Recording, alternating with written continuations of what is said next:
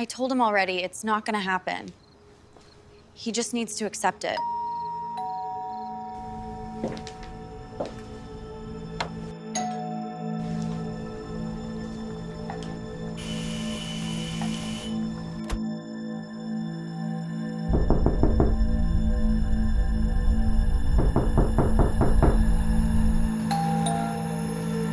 Already, it's not gonna happen.